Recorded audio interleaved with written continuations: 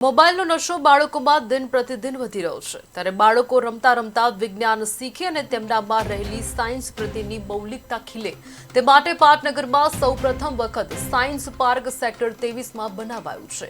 Science park ઊભું કરવા પાછળ બાળકો પ્રેક્ટિકલી કામગીરી કરે તો તેમનામાં સાયન્સ વિષય પ્રત્યે લગાવ વધે તે હેતુ છે। સાયન્સ પાર્કમાં centre of gravity doll, infinity well, xylophone, yoyo model સહિતના 20 જેટલા સાયન્સના મોડેલ મૂકવામાં આવ્યા છે। આ ઉપરાંત સાયન્સની શોધ કયા વૈજ્ઞાનિકે કરી તેની માહિતી દર્શાવતું પ્લેટફોર્મ બનાવાયું છે। Gujarat council on science and ટેકનોલોજીના આર્થિક સહયોગથી નિસર્ગ કોમ્યુનિટી સાયન્સ સેક્ટર 23 દ્વારા સાયન્સ પાર્ક ઊભું કરવામાં આવ્યું છે। સાયન્સ પાર્કમાં વિદ્યાર્થીઓ ગમ્મત સાથે જ્ઞાન મળી રહે તેવા અલગ અલગ સાયન્સના મોડેલ મૂકવાની સાથે સાથે વૈજ્ઞાનિકોની જાણકારી પણ આપવાનું આયોજન કરવામાં આવ્યું છે। નિસર્ગ કમ્યુનિટી સાયન્સ સેન્ટર ગાંધીનગરમાં છેલ્લા 30 વર્ષથી વિજ્ઞાન અને ટેકનોલોજીના પ્રચાર અને પ્રસારનું કામ કરે છે। વિદ્યાર્થીઓમાં અને બાળકોમાં અને ખાસ કરીને લોકોની અંદર વૈજ્ઞાનિક અભિગમ વિકસે, અભિગમ ખીલે એ હેતુથી અનેકવિધ પ્રવૃત્તિઓ કરે છે।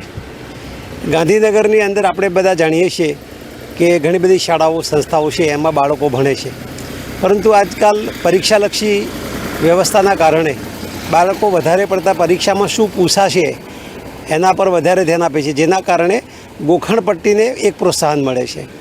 વિજ્ઞાન જેવા વિષયો જે છે એ સરળતાથી સમજવાના વિષયો છે, એ ગોખણપટ્ટીથી પરીક્ષા પાસ કરવા માટેના વિષયો નથી। એટલે બાળકો વિજ્ઞાનના સિદ્ધાંતોને, નિયમોને સરળતાથી સમજે એ પ્રકારના પ્રયોગો કરવાનું કામ માટે લેબોરેટરી, આઈપી લેબ જેવી વ્યવસ્થા નિસર્ગ સાયન્સ સેન્ટરે ઊભી કરી છે। ગાંધીનગરની અંદર રમતા રમતા બાળકો શીખે, ભાર વિનાના ભણતરનો સરકારનો જે કોન્સેપ્ટ છે દર શનિવારે, તો બાળકો બગીચામાં રમતા જાય અને વિજ્ઞાનના પાઠ શીખતા જાય એ હેતુથી આ એક ગાંધીનગરમાં સાયન્સ પાર્ક બનાવવામાં આવ્યો છે અને સાયન્સ પાર્કની અંદર 30 જેટલા મોડલ અમે મૂક્યા છે। અત્યારે બીજા 10-15 મોડેલ લાગવાના છે, તો એમાં વિજ્ઞાનના નિયમોને સરળતાથી કઈ રીતે સમજી શકાય એ પ્રકારના મોડેલ અહીં રજૂ કર્યા છે।